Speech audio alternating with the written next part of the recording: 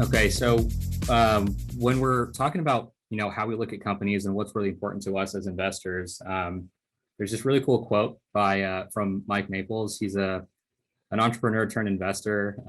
In fact, that's actually how a lot of VCs get their start, is that they've built companies on their own before and gone off and sold them for several $1 million. And instead of going back to do that again, they'll actually just start their own investment fund and help other entrepreneurs, given their experience with starting companies and growing them, scaling them, et cetera. So Mike Maples, he's a partner over at Floodgate.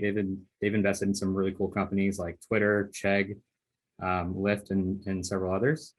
But this quote here, when you're looking at a company, he says, "We were looking for a pain so big you needed a tourniquet. If you didn't get it, you were going to die."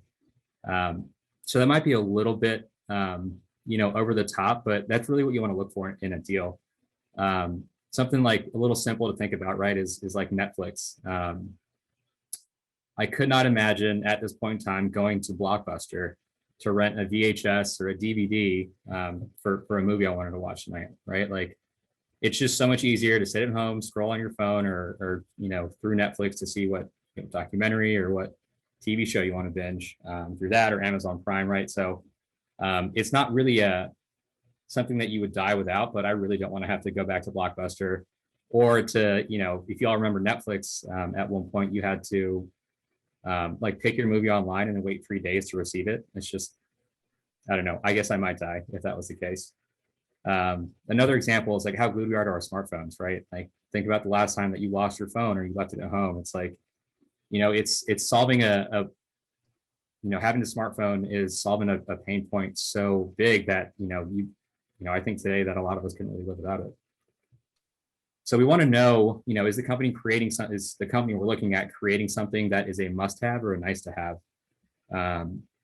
We invested in a company, it's called Instructure, but they make a product called Canvas. Canvas is a platform for delivering like an ed tech product, right? That delivers like a platform for like managing your schoolwork and your assignments and things like that. Now, for teachers and for students alike, to kind of go back to that archaic way of just like writing things down in a notebook or submitting things, that are handwritten or printed out and turned in is a little out of date at this point, right? So it's kind of a must-have when you think about how you're managing schoolwork from a teacher and a student perspective. So when we talk about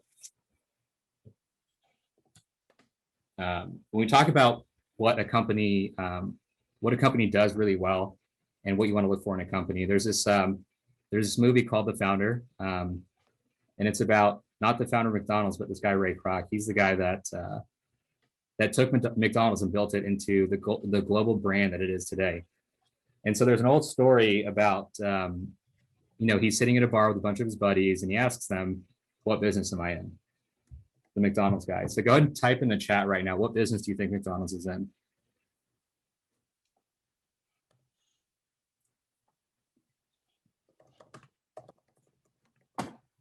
Oh, look at that. Everybody read the story. It is real estate, yes. So I'll just continue the story like you guys didn't all say real estate. They all looked at him kind of funny and a bit confused and said, "Well, obviously you're in the burger business. You sell burgers and fries and shakes. That's what you do." And as you all know, you said, "No, I'm in the real estate business." Because if you think about it, if you look at McDonald's and you think about where they create value, they don't make the best burger in the world. We all know that In-N-Out makes the best burger. So why is McDonald's so successful? The pain point that they solve is that they provide food or nourishment that's convenient because they are everywhere, right? Moreover, if you go to a McDonald's in San Diego or Kansas City, you're going to get the same burger. So the real estate that they own and the locations that they have are incredibly important to the pain point that they're trying to solve or that they are solving. The other piece of their business model that's really important is that they use the land that they own to sort of control the franchisees and sort of like and how they operate at each location. So franchisees have to lease the land from McDonald's at a premium to market rate, right? And if they don't maintain that standard of quality set by the company, then they can lose their franchise rights and get kicked off that land. It's also a way for McDonald's to extract the value they're helping create in the brand, because they charge a much higher lease rate than the market value, right? So in return, what are their franchisees getting? They get branding, they get systems, they get training, they get support, all the things needed to successfully run a business. So what you see with these McDonald's franchises is that there's a very low rate of failure, lower than industry standard for starting a restaurant or a fast food business for that matter. And so franchisees are happy to pay that fee or that higher rate because it's less risky ultimately, right? So if you think about it from a risk reward perspective, it's for the franchisees, it's worth it. So on the surface, McDonald's looks like a burger company that uses playgrounds and fun characters like the Hamburglar to promote their brand. But once you dig a little bit deeper and read a couple of case studies on it, you'll find out that McDonald's actually creates and extracts value, through the real estate side and the value that they offer to their franchisees. So what I'm trying to get at is that on the surface, you might think that a business is one thing, but when you really peek under the hood and start digging on, how a business operates, what it does, how it provides value, then you'll start to understand the strategy and the business model that we operate in. So let's look at a couple of examples in tech. So when we first look at a company for investment, the first thing that we ask is, what is the pain point, right? What pain point are they solving? Where are they applying that tourniquet? What does that need? Who feels that pain point? So who is the customer specifically? And how does that company solve that pain point? So if you think about Facebook, for example, I'm sure you guys know this answer already, judging by that first little survey we did there, but if you think about Facebook, on the surface, you might think that we as users are the customer, right? We pay no money, but we get on this network where we can talk to all of our friends and share photos on Instagram and things like that, right? But, there's an old joke in advertising that says that 50% of everything that I spend on marketing is wasted. I just don't know which 50%. Facebook, on the other hand, their solution to that problem is that they can identify what the 50% is and start to eliminate that waste. They convince us through this, fun social network that to impart with our personal preferences in exchange for a free, service to look at pictures of each other and chat and things like that. But for advertisers, Facebook is solving the pain point such that they can eliminate that 50% waste, or at least reduce it, not entirely eliminate it. For us, we don't. The good thing for us, and maybe it's a bad thing, I don't know how you feel about it after watching that the Social Dilemma, or what was it? Yeah, the Social Dilemma documentary. For us, we don't have to look at ads that don't concern us, right? So if you jump on Instagram right now, I imagine that every single person here has a different set of tailored ads, which can be annoying ultimately, but would you rather be, if you're a guy, getting ads for like women's shoes, or if you don't have kids, would you want to see ads for like diapers and baby toys and things like that? Like, probably not. So unfortunately, mine right now are actually littered with ads from a couple of deals that we previously looked at. And in fact, there's a deal that we looked at a year ago that is still, tracking me and sending me ads at least once a week. That's the one occupational hazard I would say about doing research on several different industries. But let's look at Lyft as well, right? So what type of business is Lyft in? On the surface, right, they're a transportation company, and to an extent that's true. But what they're really providing is a platform or a service for us to not only get from point A to point B, but for individuals to become small business owners effectively, right? Or essentially. There have been cabs for decades, right? And to, start your own cab service can be pretty difficult. The pain point that they're solving for us is that the ability for the individuals to set up an additional revenue stream, or for drivers like you and I to set up our own taxi business.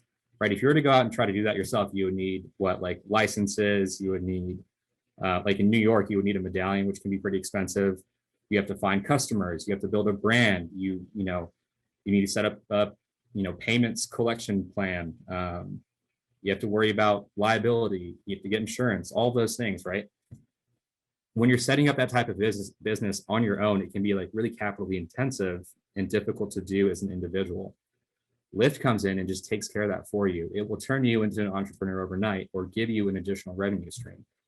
It handles the customers, right? It aggregates all of these, we'll call them would-be, personal drivers into one umbrella. They'll bring you the customers. They've created a brand that everyone knows. It will handle all the payment, right? You can see the rating of your passengers, and if they're, you can decide not to take them if they're below 4. I think that's like the big cutoff point, right? And as a driver, all you have to do is, go to the location that your phone tells you on GPS, pick that person up, follow the directions to drop them off, and then boom, you get money in your account. Like it's a pretty simple setup that where they've created value for both you as the driver and, let's say, me as the customer.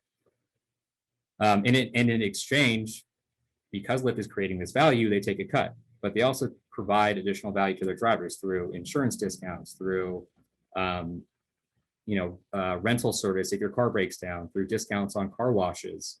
They're creating a network for drivers to be successful. And for that, Lyft will take a cut of it. So what you end up with in terms of Lyft is, a bunch of tiny, we'll call them cab businesses or small businesses that have been aggregated into under one umbrella, and you kind of get, all of the capital and marketing efficiencies that come with it. It's easier to scale. Like I said, you get marketing efficiencies, and you can it's a lot easier to get a big pool of customers. So as you evaluate your companies, you want to take a step back to truly understand the business model. Ask yourself, right? Who is the customer and what is the pain point they're solving? So you can see that if you start a business and approach the pain point and customer value proposition incorrectly, it can kind of crush what could have been a great business. So let's think about like MySpace, if y'all remember that, or Facebook, I guess, for that matter. If they ever tried to charge a subscription fee and make us the customers instead of the advertisers, they would likely lose a ton of customers, and it might crater the business entirely. But by making the advertisers the customers, they're more than happy to spend that money because they're getting so much more value out of it. Any questions there so far?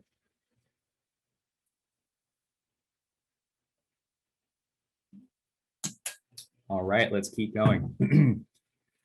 So can I add something real quick? Yeah, go ahead.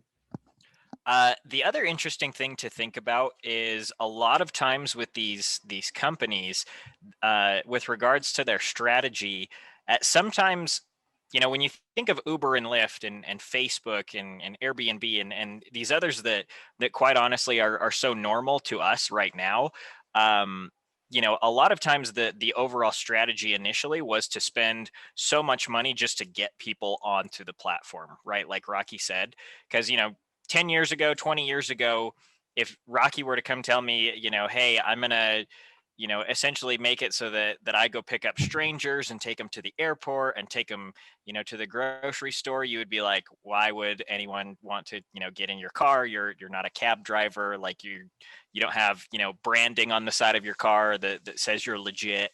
Airbnb the same way, like, oh, I want to have strangers that I don't know come sleep in my house and, pay me $25 or whatever. So a lot of times, while the business strategy may not make sense, if the end goal really does make sense and the market is big enough, which we'll talk about in a minute, oftentimes the strategy really can be, we need to spend so much money to change people's perspectives.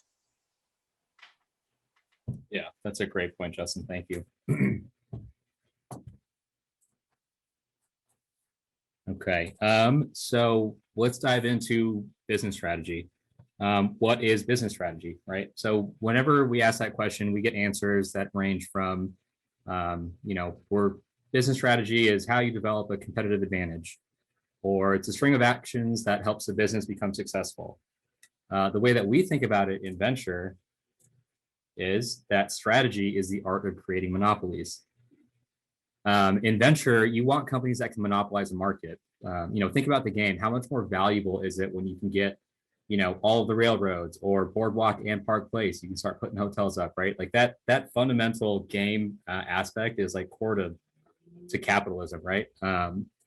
But recently we've been kind of conditioned to think that monopolies are a bad thing. But in VC, what are you looking for really? You want a business that's disruptive, that's got high growth potential, that's got potential to scale really quickly. Think about the very best companies like Google, Facebook, or Amazon. They've dealt with antitrust issues recently because they've effectively created monopolies on their, in their respective verticals. Ultimately, we all use Google for search, right? A lot of us use Amazon for shopping, especially now during the pandemic when, maybe some of the shops or stores that we would have gone to are closed.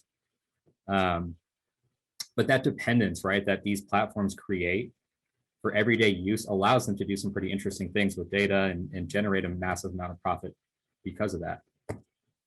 When you're looking at seed stage companies, you're not going to look at a business and be like, okay, that is a monopoly right there. No one ever really starts out as a monopoly, right? Like even Facebook didn't capitalize on the entire social network thing, right? They started at Harvard in that one little market. But what you want to see and what you want to look for is in the long term, can they become one over time?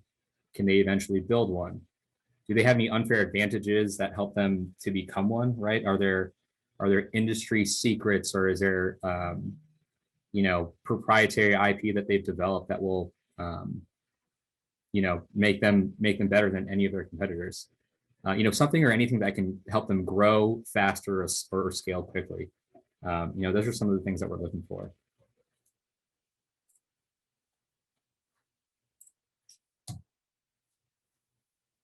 So when we look at the strategy of a business, we kind of break it down into two major buckets. The first one is differentiation. The way to think about differentiation,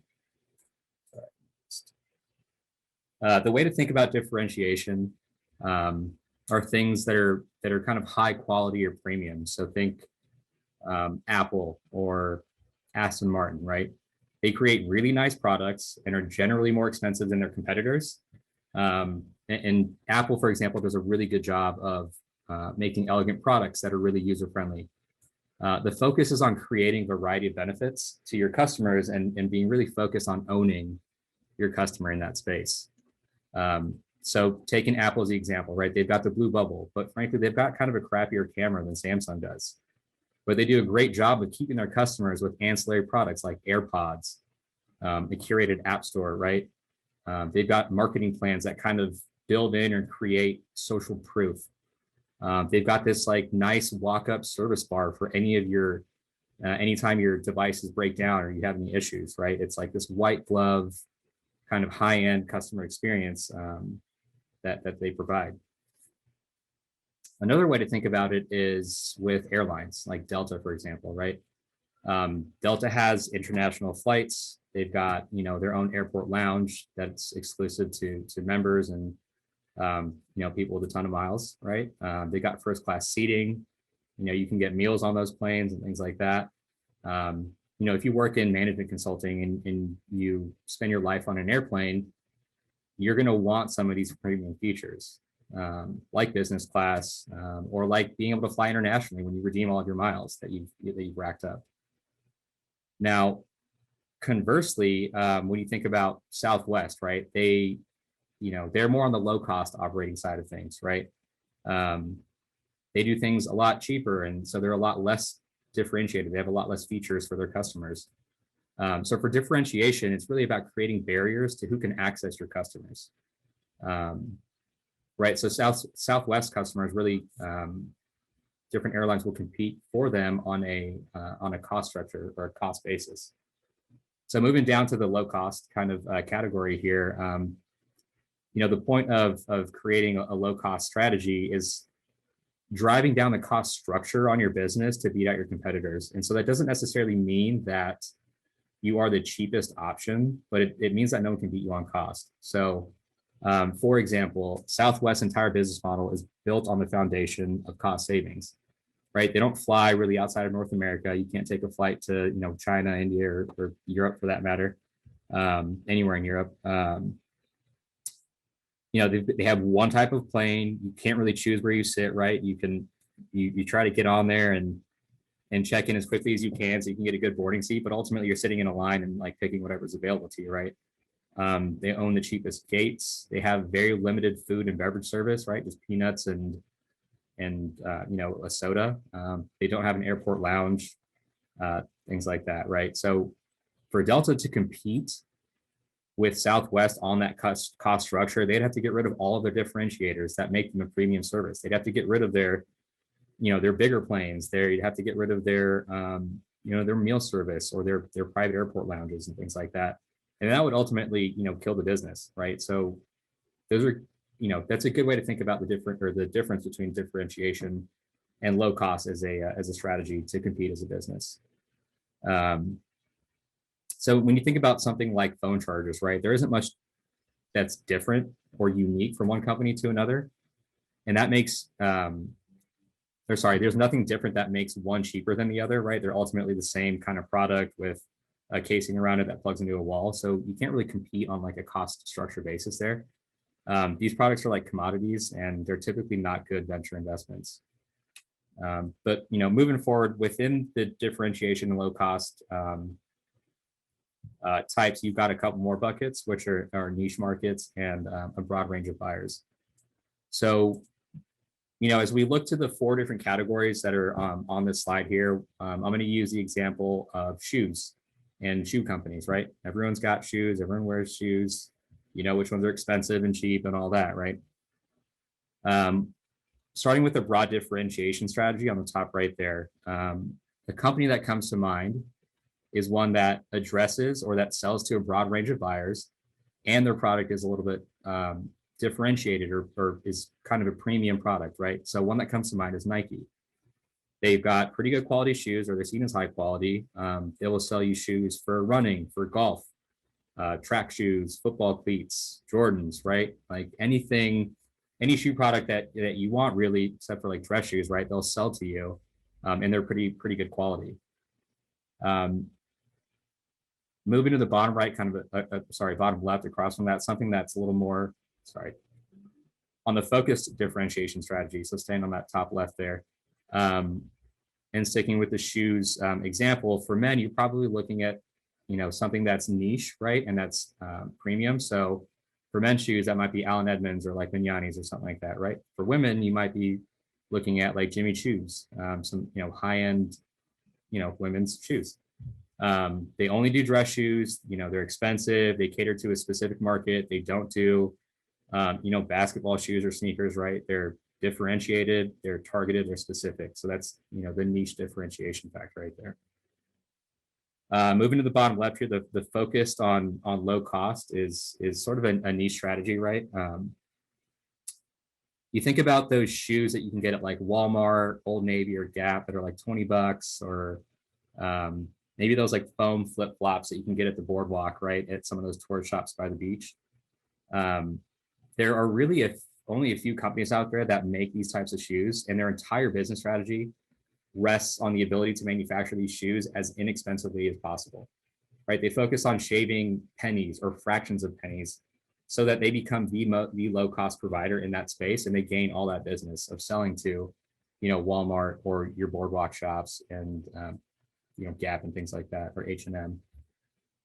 They're targeting efficient processes. Maybe they're looking at, better manufacturing tooling, technology, et cetera. And they only do that one thing. Moving to the bottom right here, the overall low cost leadership. One company that comes to mind is like DSW. So they have shoes for everyone, right? Across a wide range of price points, but they've also got those like brands that you've probably never heard of or ever had marketed to you directly. So it's kind of in that range of cheaper than Nike, but maybe a little pricier than like Boardwalk flip-flops, right? But what's really important here is that it's cheap and it's sold to a broader market. The best cost strategy, the one that kind of leverages all four of these buckets here, is kind of balances all these competing strategies, right? So think about Skechers, I guess, right? They're decently priced. They offer a mix between dress shoes and athletic shoes, walking shoes, things like that. But they don't do baseball cleats. They don't do stilettos. They're better than, they're better quality than like the no-name brands that we talked about, or the ones that are kind of no-name at DSW, but they're not as, I guess, pricier, or we'll call them high quality, as like, new Jordans or like Allbirds or something like that. So when you're looking at companies and you're trying to figure out like what their strategy is, this is a good tool to use to figure out where your company fits in this matrix. This matrix can be really helpful in determining the company's business strategy and kind of where they sit in comparison to the competitors. A strategy that you can use even is to kind of identify all the competitors and then place them into these different buckets to see where your company ends up. Okay, so the key takeaways from here, right? Number one is you want to understand who the customer is and what the true pain point is. That's number one. Number two, look at your company and ask yourself where they sit on this chart. Are they selling to everyone? Do they have a smaller niche target? Is it a premium brand or service? Or are they trying to be the cheapest out there? The best companies, in fact, will do both, right? So going back to Facebook and Instagram, those are great examples. That's a great example because there's nowhere else I can go to find all my friends on a network and interact with them for free. But on the flip side, if I was to try to stand up something like that in terms of a competing business, it would be really challenging, really capital intensive, and insanely expensive, right? Like Facebook already has strong cost advantages. They've got clear benefits over their customers. They've got a whole network effect that really makes them stronger and difficult for other companies to come in and compete. And so because of that, they're able to benefit from both, the low cost and the differentiated strategy. The companies that you find should have one or the other, ideally both, but the worst companies have neither. These are typically like commodities, and the commodity investments are not good investments for venture investing. Okay, I will pause. Actually, no, I'm going to pass it off to Justin, who's going to take us through how we look at market analyses. Okay, so really quick, I'm going to ask Jeff Fry, will you, and I apologize if I said your name wrong, will you read this quote in just 1 second? I want to give kind of a lead into it. So for a lot of you, there may be like a company or two that you're looking at that you think, okay, this is a really cool product, really cool technology or service or whatever. I cannot stress enough, having seen, people do this competition, that they pick a company with really cool tech and then get down the road and realize, okay, the market for this is like next to none, right? Like it's a super specific niche product. And so really, as you're thinking through your companies, really make sure that you place an emphasis on who's the market and how big is it. Jeff, would you mind reading this quote for us real quick? Yeah, sure thing. We invest in college dropouts with insane ideas, going after tiny markets with no way to monetize. All right, and Jeff, I'm going to put you on the spot one more time. Have you ever heard of a company with that guy's last name or a VC fund? If not, that's totally fine. I had never heard of it. I know I've heard this exact quote before, but I do not remember the context whatsoever. No worries. So this quote comes from the founder of a VC fund called Andreessen Horowitz. So essentially two guys that created this VC fund that is probably, in my opinion, in the top five. I mean, when you think of some of the most successful VC investments ever, Andreessen Horowitz was either in the deal or the lead investor in the deal, right? So you can think of, Facebook, Apple, a lot of like the brands and companies that are so commonplace to us. Andreessen Horowitz and Sequoia and the best of the best funds really invest in them. Quite honestly, the reason that this quote is placed in the market is because a lot of times the best VC returns, which we were talking about earlier, came from companies that, quite honestly, when you looked at the market on the surface level, quite honestly, the investment didn't make sense. So take, for example, Rocky, if you want to hit the next slide, Airbnb, right? When you think about Airbnb, really, I mean, when first of all, when people came to investors, I'm sure they thought, as I did the first time I heard about it, this is insane. Like, why would I want to, fly to San Diego and stay in a random room, with Rocky per se? I don't know Rocky, and I'm staying in his second bedroom, like sharing the kitchen with him. Like, this is just strange. Like, what if he's a murderer, right? But quite honestly, it has been such a killer investment. Does anyone know off the top of their head what Airbnb's market cap is right now today?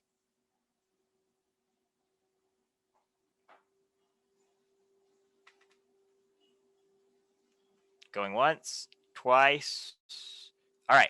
So if you look it up, I just looked it up a while ago, so it may have changed, but it was around $130 billion, right? And so I'm going to ask everyone a question. When you think of Airbnb, it's pretty much hospitality, right? So why is it that Airbnb has a $130 billion market and Hilton Hotels International has a $33 billion market?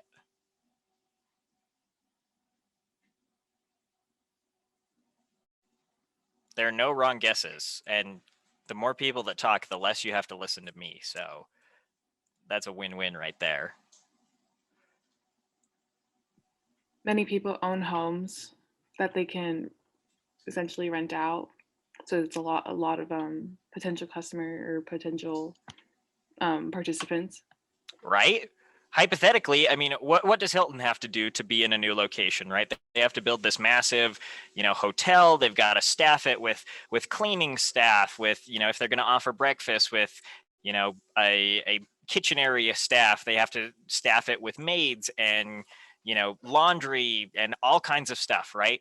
But Airbnb, I mean, all they do is say, hey, Rocky, would you like to make, $75 a week renting out your, second bedroom once a week? Or, Christy, hey, we noticed that you have this weird apartment, mother-in-law apartment for when your family's in town. How about you rent that and make a little cash on the side? Right. And ultimately, Airbnb has moved into yet another market of experiences. Right. I don't know if you guys have done any of the Airbnb experiences. I hope to someday be able to actually afford to do an Airbnb experience, but currently it's the college experience. So that's enough for me. But right, when you think about it, a lot of the very best companies, when they came to, potential investors, such as all of you in this instance, really it was like, this is crazy. How are you going to make money off of it? Right. With Facebook, I like watching videos of the early days of companies. And there's an interview with Mark Zuckerberg where he says, we didn't have any clue how we were going to make money off Facebook. We didn't know why, all of these VCs were like, hey, let's give you money. We just knew that there was a lot of people getting on and it was growing like crazy. Right. And so we figured out how to monetize it later. And now you think of Facebook, I think they did like a couple 100 million in Silence of I haven't actually seen that movie, so I'm not sure what the Silence of the Lambs reference is, but yeah, I'm sure it's okay. I don't actually know what it is. So sorry. Anyways, moving on. Rocky, if you want to hit next slide. Yeah, one thing I wanted to add about the Airbnb story too is that when Airbnb launched in 2008, they would go around Silicon Valley and pitch this idea of, we will, get people to pay us or to pay you to sleep on your couch, right? That was kind of how it evolved. It was like a couch surfing thing. And they got laughed out of the room. Like, a lot of VCs were like, no, this is dumb. I will never invest. You've got a crappy business. This will never take off. And so that kind of goes to Ben Horowitz's point, right? It's like they had an insane idea, but at the time, this was post the 08 recession. So, there was a perfect kind of inflection point that people needed an additional income stream. And this was an easy way to do it. And so as it became more and more like socially acceptable, it became this massive, as Justin said, like market cap, even outperforming some of the more traditional incumbent, hospitality groups. So yeah, Airbnb is a great company. We're an investor. We're happy with what happened there. No, yeah, and quite honestly, I mean, as we were saying, when you look into the market, even larger, like Riley was saying, right? Everyone owns a home. Everyone could be potentially every single one of us here could rent out their couch on Airbnb, right? Obviously now, they have requirements for the rooms and stuff like that, but hypothetically, that's why the market is so big when you look beyond the hospitality market. And really the market size, this is why it's so important to think about the market. Rocky, if you want to go to the next slide. As a VC, really you have to focus on companies that are operating in a really big market. Any thoughts as to why? Again, no wrong answers. I mean, I know if this were me, I would be kind of falling asleep. Rocky, thank you. I want to make money. Okay, want to make money. You need big returns. Okay, why do you need big returns? Because only a few investments actually succeed. Right? Very true. Edwin, less bankruptcy. What do you mean by that? Sorry, I'm just going to call people out. I hope that doesn't discourage you from. I was trying to say that if the company is in the big market, then they would have less chance to have bankruptcy, because if the market is big, it will sustain more company. That's it. Yeah, exactly. Right. If there's a super big market and it's extremely, saturated, perhaps you don't need to get to, $1 billion in revenue to get, 10% of the overall market. Right. Overall, you want companies that are in a big enough market where we call them in UGF, we call them, the markets that are big enough to have two winners. Right. So it doesn't matter if our company is the number one company in the space. It's big enough that there can be multiple winners in the space and everybody is going to make money off of those investments. So as was mentioned, Rocky, can you hit next so the next words pop up? So let's say, for the sake of the competition, you have $100 million in your fund. Your overall fund strategy, right? And this can vary depending on the fund. Some, like a seed fund, it's to put smaller amounts of money into a company. With other funds, their target strategy is to put $10 million into just 10 investments and be really hands-on with those investments. So let's say we're the latter. And so, Rocky, if you want to hit the next. So we're going to target 10 investments with $10 million put into each. Let's assume for the sake of ease that, when we invested in those companies, our 10 million got us 20% ownership in the company. So if we want to, essentially, as was mentioned, a lot of times investments don't work out. Even for the very best of the best VC investors, they do have, companies that go sideways. And so we need to make sure that at least one of those investments is a large enough company to make a decent return for us. So, Rocky, if you want to hit next. So this is going to be a quick math question. And if you get it wrong, it's totally fine, because I hardcore got this wrong in when this was me. Dang, right off the bat. Awesome. So how much would the company need to sell for? 500 million is correct. Rocky, if you want to hit next, that should be the next. So in order to get that, right, a safe estimate, obviously, depending on the industry, SaaS companies, tech companies typically sell for higher multiples. If it's more, consumer products or kind of a slower growth industry, the multiple may be a bit lower. But let's assume that, in order for it to sell that much, it needs to be doing at least $100 million in revenue.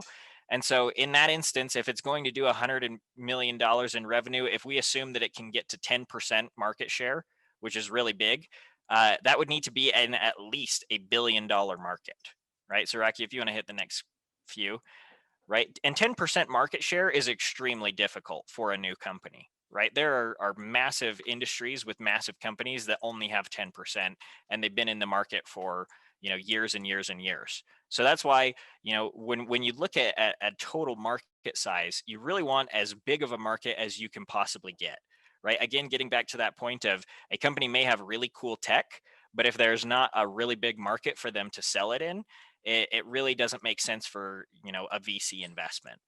Rocky, if you want to hit the next slide. So at UGF and for your analysis, we recommend basing your market sizing off of these three samples, right? So you have a TAM, which is the total available market, the SAM, which is based off your current business model, right? So for Airbnb, their TAM would be, you know, everything from you know, vacation rental space, I guess you'd call it hospitality, to, you know, this new market that they're entering in, which would be, you know, experiences and guided tours and things like that. That would be included in their TAM. But their SAM would be, you know, let's just focus on the hospitality market, right? That's kind of what they started as, and so that's kind of their core business. And then their SOM would be based on practical limits of our business model, right? So perhaps currently in the next 10 years, our business is only going to be able to grow within North America, right? Or it's only going to be able to grow in the West Coast, right? And it's totally possible for a company to get to really large revenues with, you know, a SOM of only, you know, a couple billion, right? And so as you're thinking about this, Rocky, why are you laughing? Okay, I thought I said something dumb. Yeah, you're good. You're doing a great job. So when you think about this, right, ultimately, the way I like to think about it is, you know, if the company, or for you to get a decent return, you know, the SOM needs to be big enough to essentially justify the, you know, the overall return. If your company could get to, you know, the revenue size of the SOM, that would be an awesome return.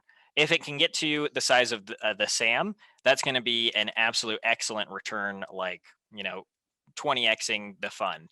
And the TAM is, you know, hopefully the public markets, when they go public, can see that, you know, when we invested in Airbnb, it was at a $50 million or $50 billion valuation.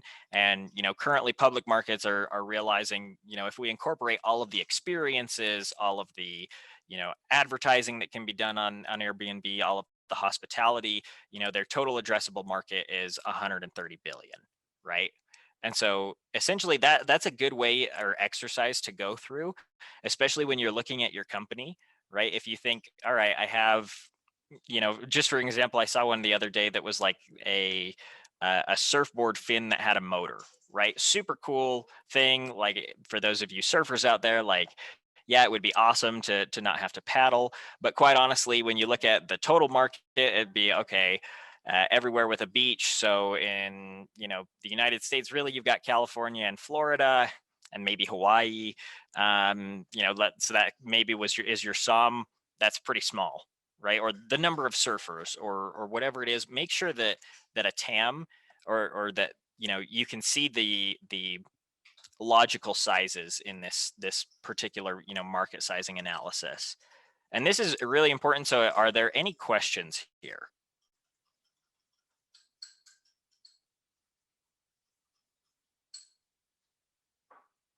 Anything additional you'd like to add here, Rocky?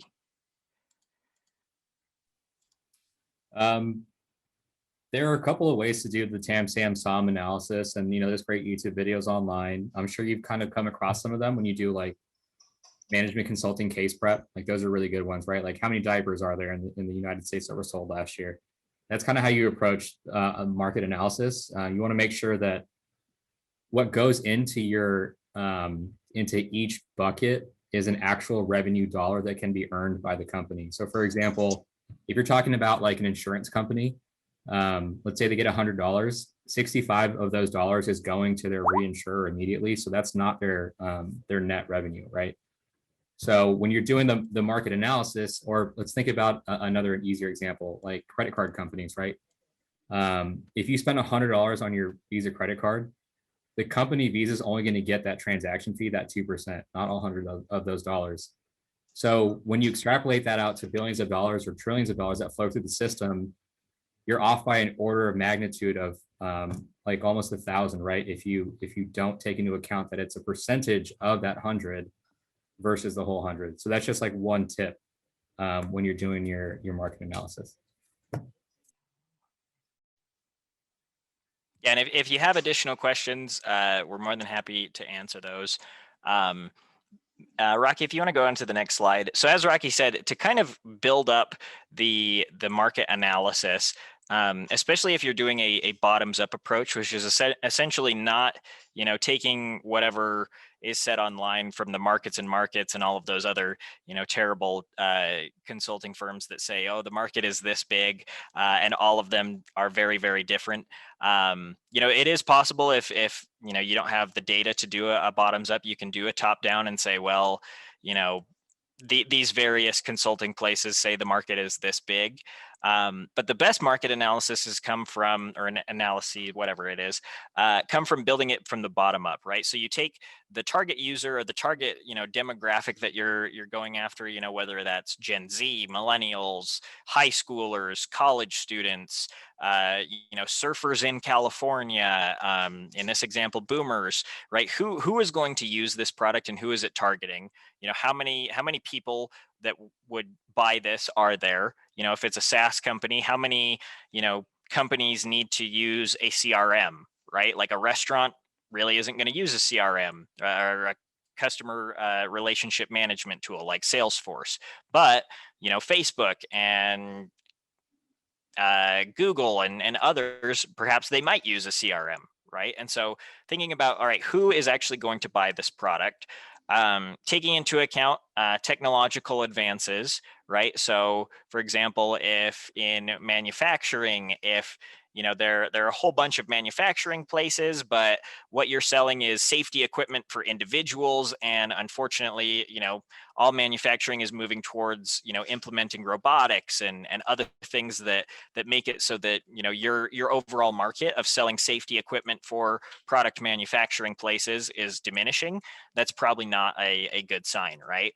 Product life cycle, right? How quickly does your product need to be replaced, right? It used to be for Apple that you'd buy a brand new phone and within 2 years it could barely turn on, right? And so the product life cycle was really, kind of a year and a half to 2 years for the average customer. Obviously, there are those people that buy a new phone every single time and something comes out. But how long is the product good for? How long is it going to be until they need to make another purchase, right? So things that are pretty short in their product life cycle may be priced less, and so assuming that people are going to make a repeat purchase in the near future, right? For milk per se, right? The product life cycle of milk is relatively short, and so it's a pretty low cost product for them to make money on it, right? External factors, right? This is a big one if you're looking into healthcare, or if you find a company in healthcare, you can make a lot of money investing in companies that are disrupting healthcare. But at the same time, there are a lot of laws that are going to get in the way, right? And so making sure that you understand, some basic laws, and I'm not talking like, you need to be a law student, but just Googling, okay, Medicare reform that's going on, or, stimulus checks that are going on with healthcare providers, things like that. So, okay, this is going to affect my market size. Network effects, right? Essentially, what is going to happen in addition to this, right? So with fax machines, ultimately, that kind of led to emails and things like that. Ultimately, things that are going to compound on top of each other. And finally, customs and culture, right? With Tamagotchi, for example, it was very targeted towards children, taking care of pets, and it was super big here in the U.S. for like a couple of days. But I had a friend who at the time was living in Singapore, and he said it was super huge there, like beyond the life cycle of the United States, right? It kept going.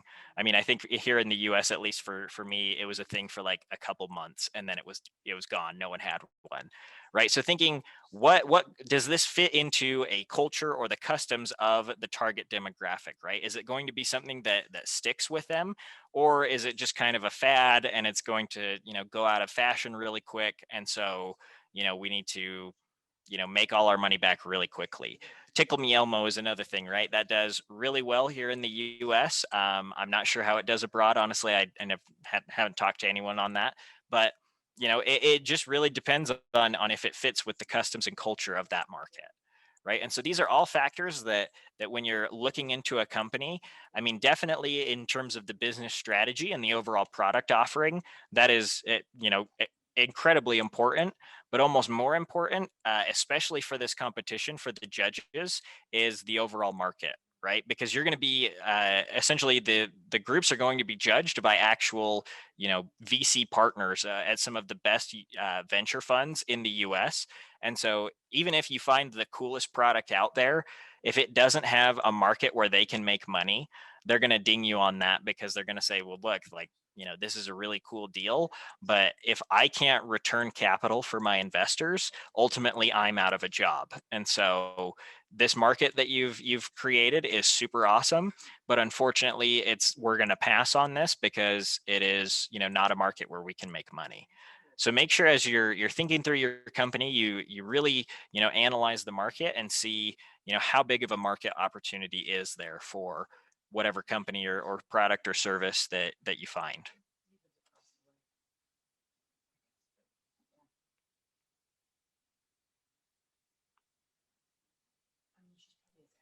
Okay, and moving on to competition. So there are a couple of different tools that we use to evaluate competition or competitors against the company that you're looking at. The first thing that we want to look at is what we call a value chain. So for this example, what we're going to use is we're going to think about ham sandwiches. Like that's going to be our base example, right? How does a ham sandwich come together? Well, you've got on the raw material side, right? You've got like the dough that makes the bread. You've got like the ham, mayonnaise, like all the raw ingredients that go into a sandwich. The next step in the value chain, if you think about it from at the beginning to the end, is the manufacturing. Who puts the sandwich together? Who packages it? Do they cut the crust off and make it look nice, right? Like that's the assembly of the product. And the final thing is the distribution, right? So who is picking up these sandwiches and bringing them to Ralph's or Trader Joe's or like 7-Eleven, right? So when you look at an industry, it's important to understand the value chain so that you know where your company fits in that value chain. Another example that we can look at is like autonomous vehicles, right? For autonomous vehicles, you've got the car manufacturer like GM, but the actual software that makes things run is not going to be a GM-owned company. What you're seeing in the market right now is consolidation amongst tech companies and OEM car manufacturers. What about the microchips that make the cars run, right? Like NVIDIA, those are going to be the companies that will operate at different aspects within the value chain. So when you look at a company like Tesla, right, you want to understand where they fit in that manufacturing chain. The cool thing about them is they do a lot of that themselves. So we call that vertically integrated, which can be a competitive advantage in itself. But going back to this ham sandwich example, a way to kind of look at the industry landscape is to do the Porter's 5 forces analysis. It's important that if you are going to use the Porter's 5 forces, that you do it on the industry, not a specific company. So one thing that you want to think about, right, is we'll start with supplier power. Why is that important? Well, if you are the manufacturer of ham sandwiches and there's only one person in the entire country that makes bread, they can charge whatever they want for that bread, right? Same thing with ham or lettuce or the cheese that goes on it, right? But if you have several players in that industry, then it's going to be a product that'll be priced cheaper. You'll have a lot more competitive or competition amongst suppliers, and it'll be a cheaper product ultimately for the end user. When you look at buyer power, so you want to look at, for these companies, who are the customers? Are they aggregated? Are you going to like a distributor where one person accounts for 50% of your sales, or are you going direct to consumer where if you lost 20% of your customer base, that's fine, right? I mean, it's not that fine, but they don't have the power to kind of dictate the terms of, let's say, the payment, how much it's going to cost, and things like that. In terms of manufacturing, or what you see is you've got companies that will compete against each other in the same line of the value chain. So in the manufacturing step of the value chain, it would be Subway versus Who else makes sandwiches? Like Boar's Head or like Rubicon Deli, right? Like those would be competitors in like the sandwich manufacturing space. And they create rivalry. And what rivalry does to pricing, among other things, is it creates competition such that they either have to make the product better to innovate up to be more successful, or they have to drop the price. And usually when you get into price and cost wars, it's detrimental to the whole the industry. Another thing that you want to look at is the threat of new entrants, right? So, you know, I could probably put up a ham sandwich stand today and it would be really cheap and easy to do. But if you think about a company like Subway or like, you know, like Rubicon Deli, right? Like they make really great sandwiches. And if they were to kind of expand that and have the same presence that Subway does, then, you know, maybe they would crush Subway as a whole just because they have a better product and higher quality. The last thing you want to think about are the threat of substitutes. So what does a ham sandwich, you know, satisfy? What urge or what need does it satisfy for you? It's convenient food or convenient nourishment, right? You know, other foods that fall in that category might be pizza or like a bag of chips, right? Or something like that, or a burrito. We're in San Diego. So when you're doing your competitive analysis, you want to look at the entire industry and then weigh all of these little facets to see how much of a competitive advantage your company, your target company, has in the industry. You know, one tool that we use at UGF is to, you know, pick or identify like 10 of the competitors in that company and then create, we'll call it a competitor matrix. And then on the top, you've got the different steps in the value chain. And then, so that's your columns, and then your rows will be the different companies. And then it's really easy to see visually whether or not the different companies compete in the different facets of the value chain, right? So back to the autonomous vehicle example, right?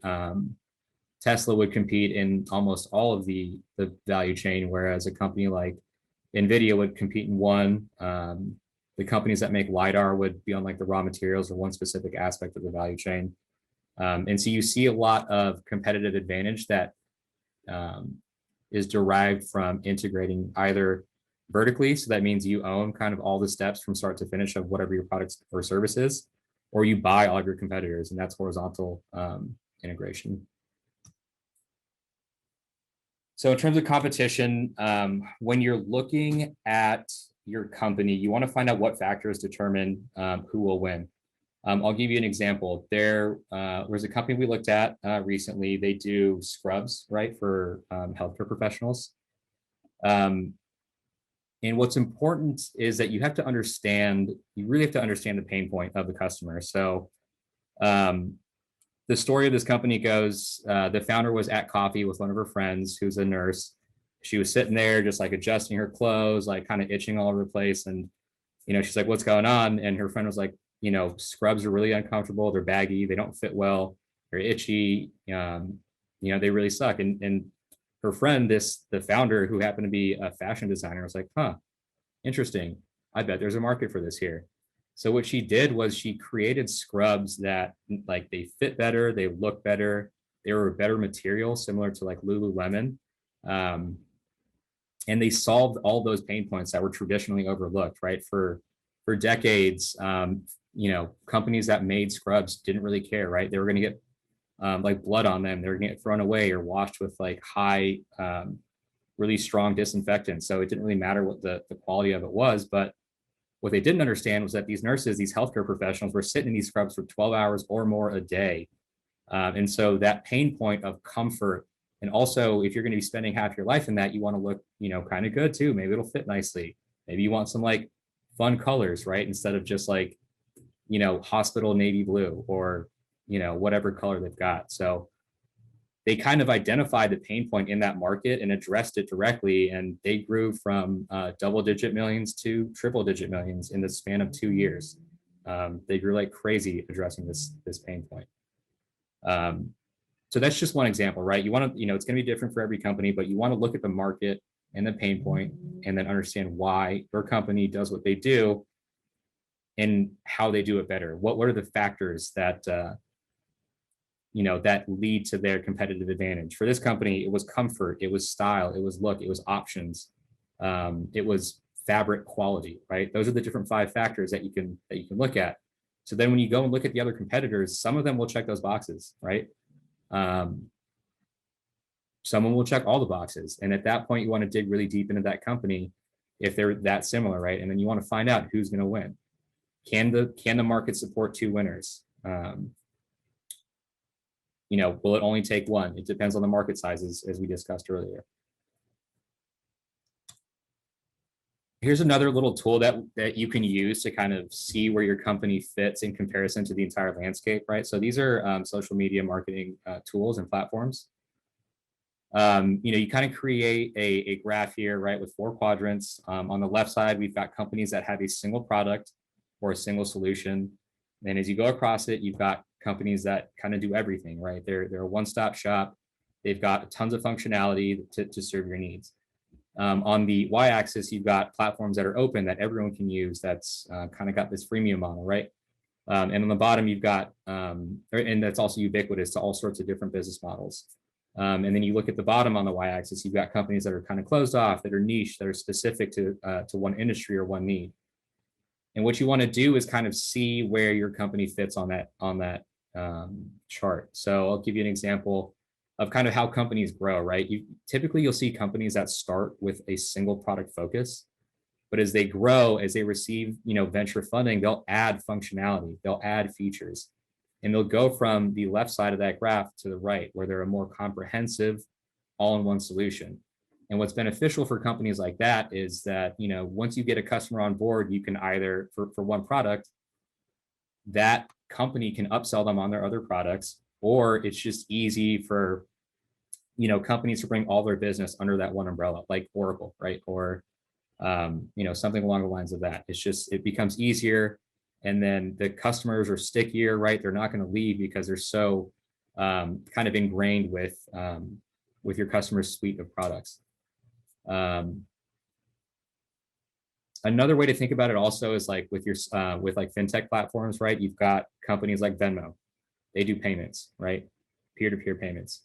What you're starting to see in the market in fintech companies now are like this consolidation of financial services across the board. People want apps where you can trade securities, you can monitor your bank account, you can wire money to your friends.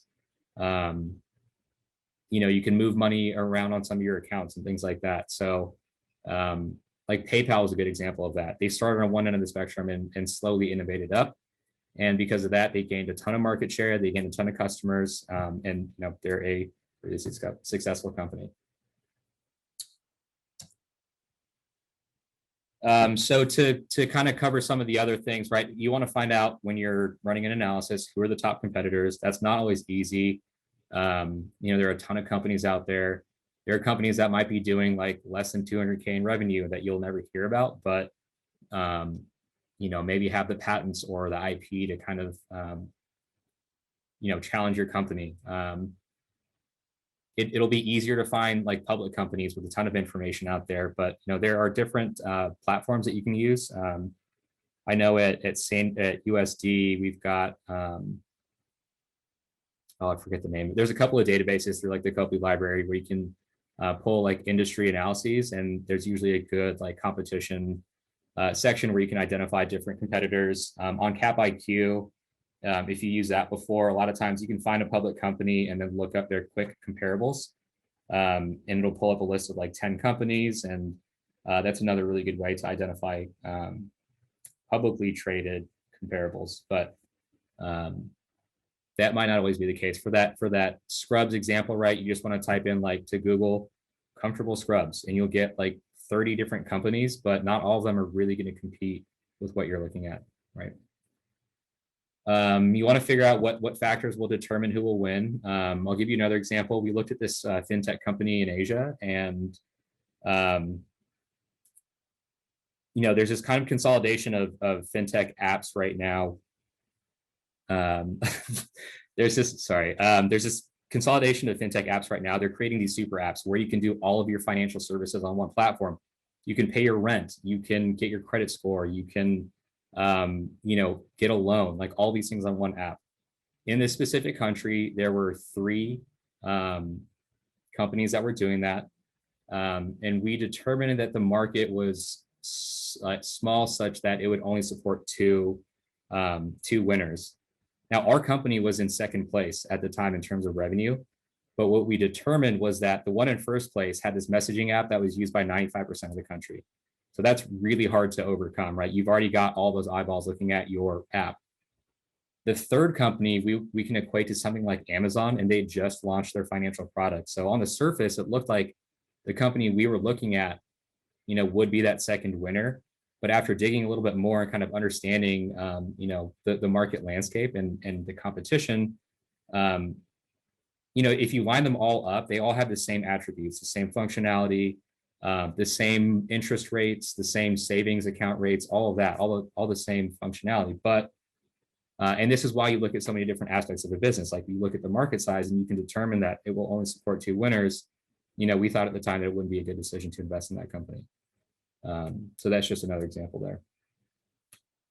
What are the sources, or what are your company's sources of competitive advantage? Keep them from being copied or selling to the same customer. So IP is usually one, like patents and things like that, although those can be kind of blown up pretty quickly. Competitive advantage, like sustainable competitive advantage, is kind of like the holy grail of a company, or right? What do you do that's so unique? That's, maybe it's trade secrets, maybe it's something that you've learned from being in the industry and having worked at like the bottom level, and then you became like an engineer, you went to business school and discovered that this solution that you thought up was something that could be, marketed and sold, and a lot of people would like really need and use it. Trying to think of a company we did recently.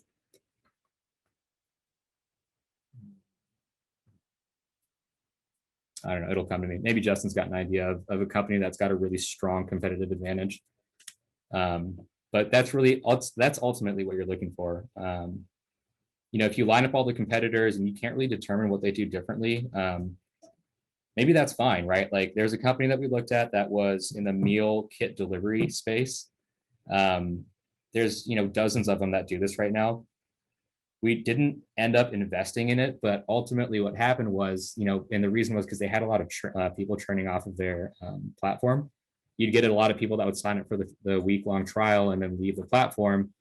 But what ended up happening is the customers that stayed kind of stayed forever, because there was one specific like dietary need that they filled, and that was enough for them to get acquired by another company for a lot of money that we unfortunately missed out on. But that happens, right? You find deal killers all the time in great deals, and you look at great deals that you maybe overlooked something that was going to be a killer of it. So it goes both ways. You just try to do the best you can with all the information you have. Yeah. So an example of a company with a really, sorry, can you repeat the question, Rocky? A company's sustainable competitive advantage, like what is the source of that? Or Yeah. what's a company that has that? So one example in our portfolio is eVisit. So for those of you that are familiar with, the telehealth space, there's Teladoc, Amwell, who are kind of, massive behemoths in the space. There are a few others, MD Live, which I think was just acquired actually.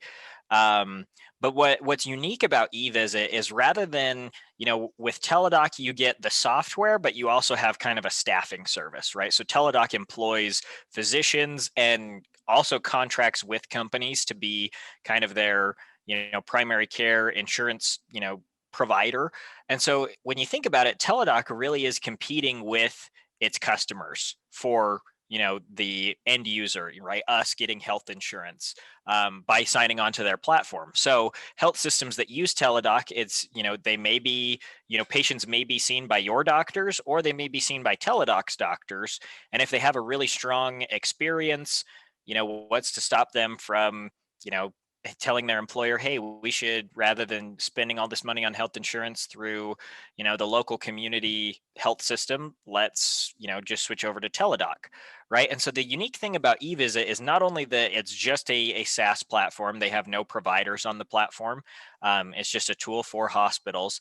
But on top of that, the thing that I think is something that will keep its competitive advantage, when the founders were designing the interface of Teladoc, their target user, or the person that they did all of the beta testing with, was one of the founders' grandparents, right? Because they wanted to make it so easy to, so intuitive to use the app that even, it could be used from anywhere from, young individuals who are extremely experienced with tech and can kind of, guess and figure out a user interface. In addition to, the Medicare and Medicaid population, who maybe, are older, not quite as experienced with tech, but still can really benefit from telehealth visits. And it's because of that quite honestly, eVisit has won a lot of contracts compared to a lot of other competitors. And just the fact that you can say, look, here is our interface. It was built in a way that it's super intuitive, it's simple, it makes, it cuts down charting times for the doctors because it integrates with everything. And so ultimately, it's almost like this product that once you get on, you can't shift away, because you have such a high, the customer approval rate for eVisit is like 96%. In terms of their experience on the platform. And so to switch that to Teladoc's, which is like 63%, you end up having a lot of issues with your customers. And so quite honestly, health systems are not ever going to be incentivized to switch away from it, right? It's weird random things like that can create such unique competitive advantages in a market, especially dynamic markets like healthcare. Yeah, great example. Thanks, Justin. I thought of a couple other, thank you for taking that. I thought of a couple other ones that I wanted to mention. So sometimes you can get competitive advantages from being the first mover in a space.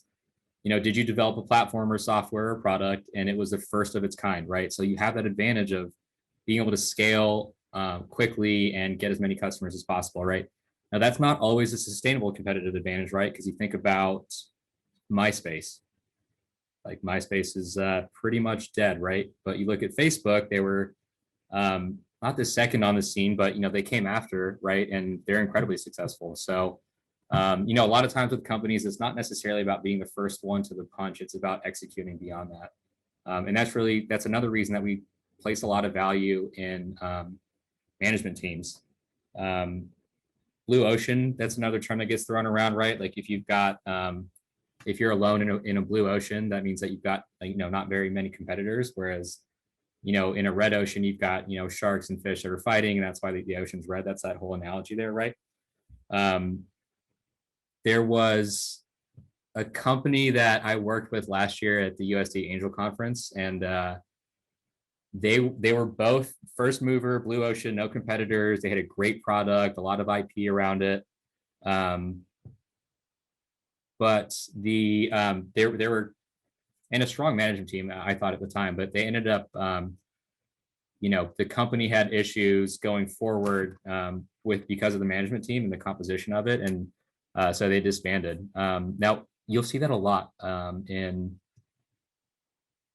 a big risk in management teams, and is you see like family ties or like husband and wife teams. And as much as you want to support that, it's like so odd because in the VC industry, you'll see that it actually gets discounted.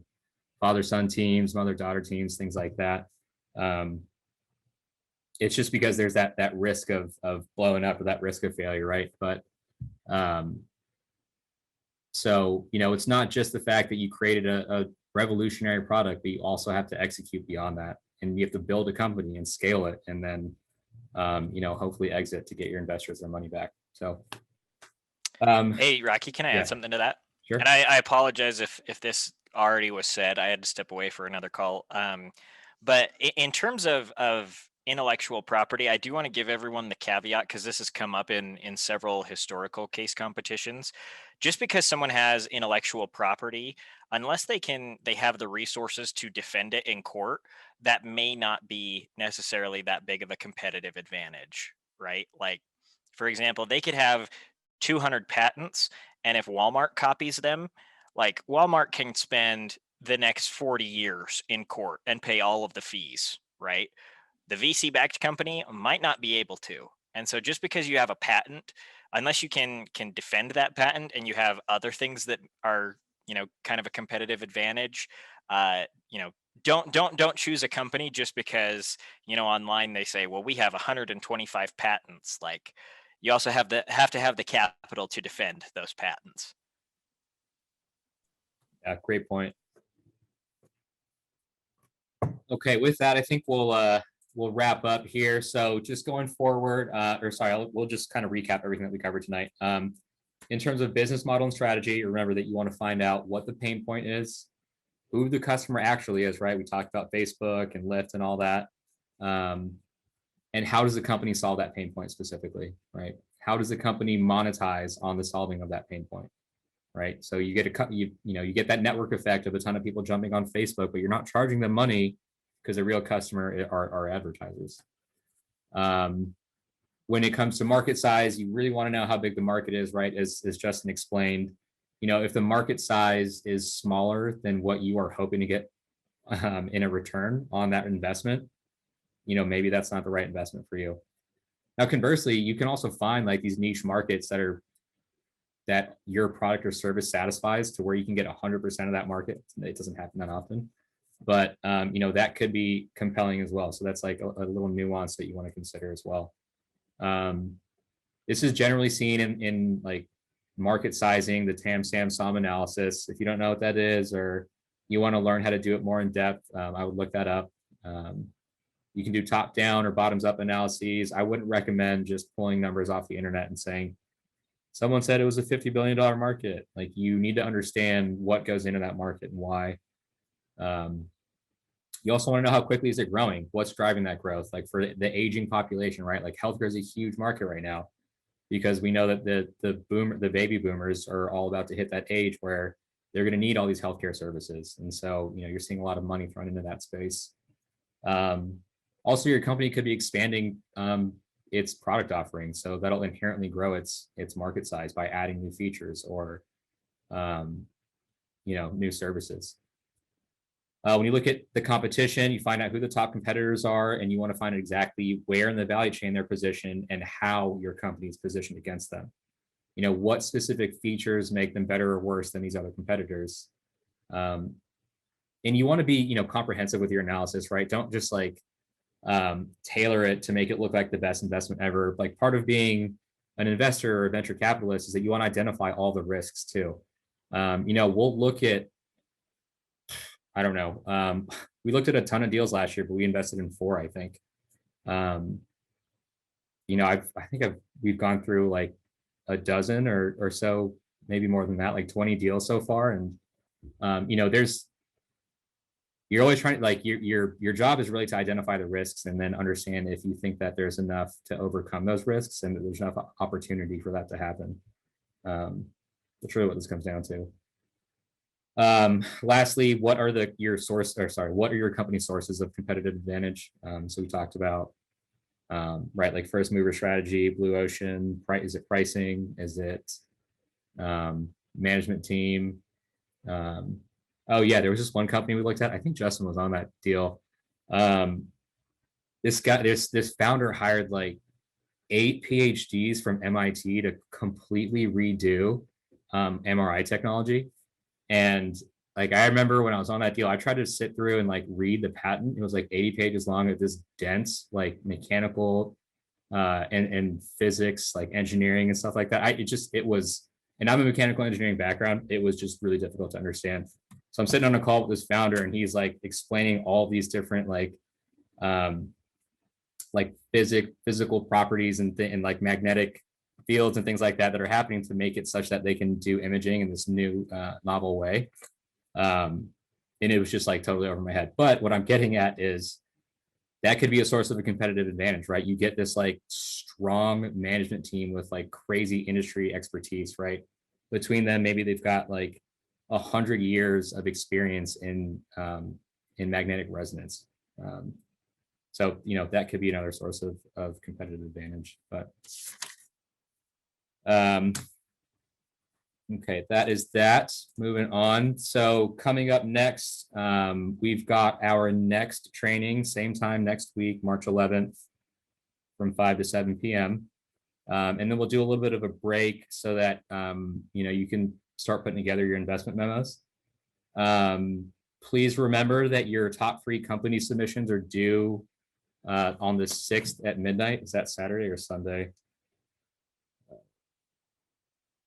Saturday at midnight.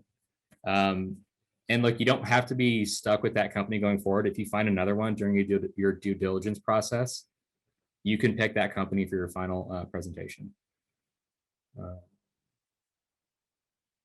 And we'll cover kind of the next steps next week. So I will stop there. Yeah, this is just to recap all the dates and things like that. I'll just open it up to questions now. Justin and I are, Justin, Chrissy, and I will be on here. I think Mark is in here somewhere too. Feel free to just pop questions in the chat or just unmute yourself and ask away.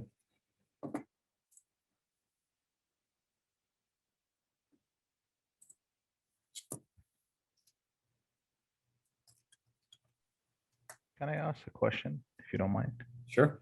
There is usually this big talk about execution is basically all that matters. That is, for example, what Jeff Bezos is obsessed with, and a lot of really big CEOs is what they are obsessed with. Now, how do you quantify this when you're doing your due diligence? Like, it is very hard, in my opinion, to look for execution rather than the idea and the potential of a startup. So I don't know if you have any experience with that and you can share with us.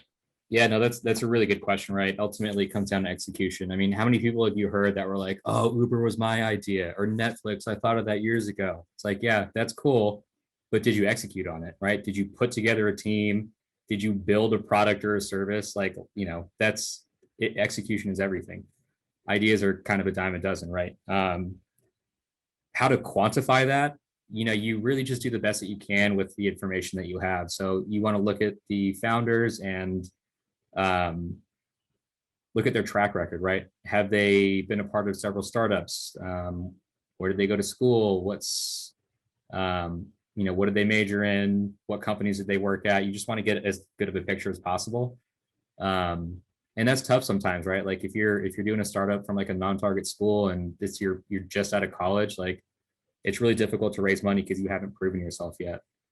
But you look at what they've done to get to where they're at right now to raise that round, right? So if they're raising a seed round, like what have they done to develop this product? You can tell a lot from meeting founders and spending an hour or two with them, what kind of people they are. So there isn't a set barometer or like a metric that you can like quantify, but just conversations with people is usually really helpful, and track record, that's really all you can go off of.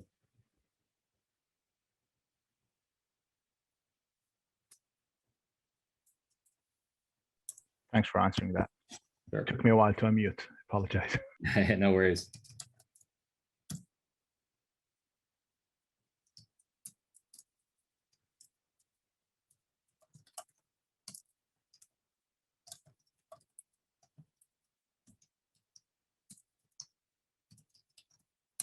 Yeah, if you don't have any other questions, I mean, you can hop off right now, but I'll stick around for, the next 30 minutes or so if you guys want to ask questions. But if not, thanks for joining.